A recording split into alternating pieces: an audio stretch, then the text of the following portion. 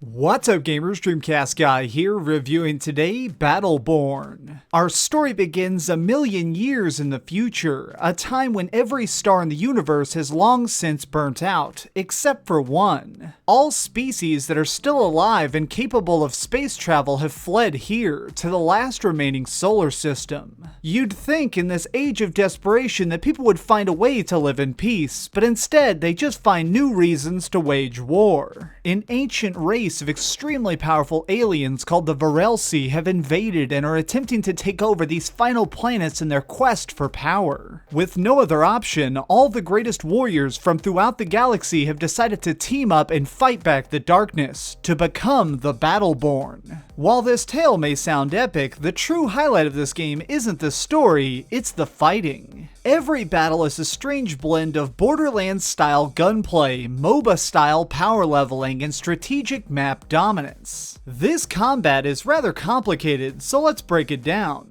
Each match starts with you choosing one of the 25 heroes. These characters all have completely different abilities and play in radically different ways. There's a robot sniper who can slow down time, a mushroom ninja who can shoot healing rays, or my personal favorite, a stereotypical space marine who'd rather have an extra grenade than more backup. Every hero has distinct strengths and weaknesses that have to be learned if you want to survive. Take Wrath for example. He's a blade-wielding vampire whose main talent is the more he hurts people, the more health he grows back. This is fantastic, but it comes at a cost. His body is very weak. A few good hits can take him out. Instead of rushing headlong into fights, it's smarter to hold back, wait for people to be low health, jump into the fray, and clear them all out in one swoop. Characters all have one primary attack and two special talents that can be used on cooldown. Like Montana here. His giant Gatling gun can shred enemies nicely, but turn on his fire bullets and you can actually do double damage for the next 15 seconds. Using skills at the right time can make you a force to be feared on the field. However, if you play wrong, you're an easy target.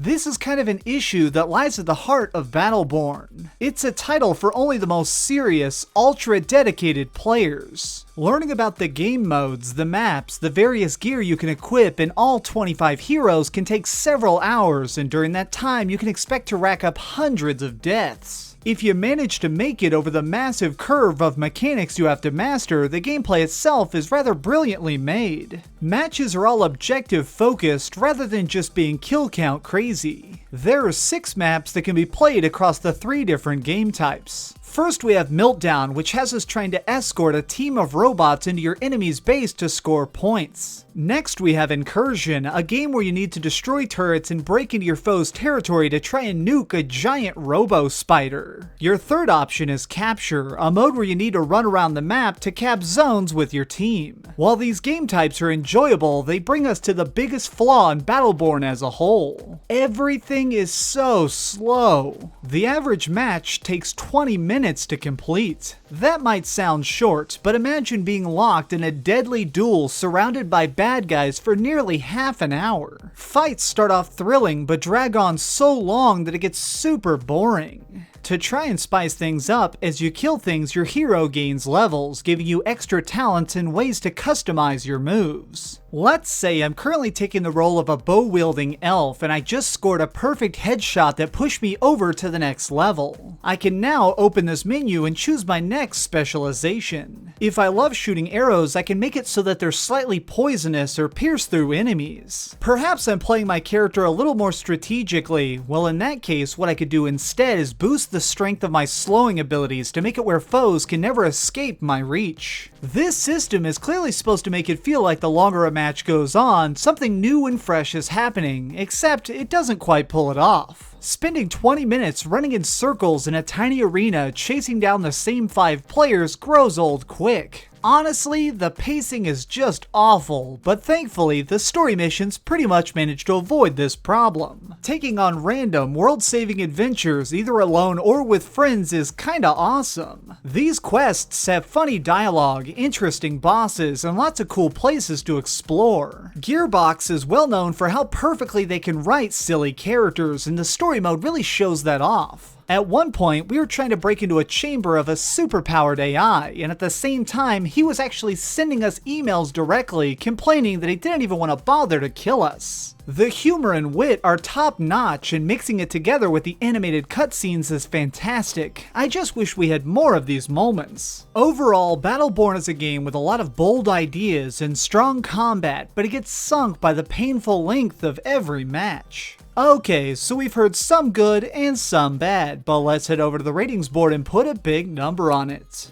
I am giving Battleborn a 7.5 out of 10. If you love games like League of Legends or Dota 2 and you're wanting something new to test your MOBA skills, I do recommend this game. However, if you're just looking for a silly, gun-filled game to play with buddies, you may want to look elsewhere. Thanks so much for watching, gamers. This has been DreamcastGuy with another review. If you enjoyed this video, please give it a thumbs up, share with your friends, and subscribe if you haven't already. But do me the biggest favor of all and keep dreaming.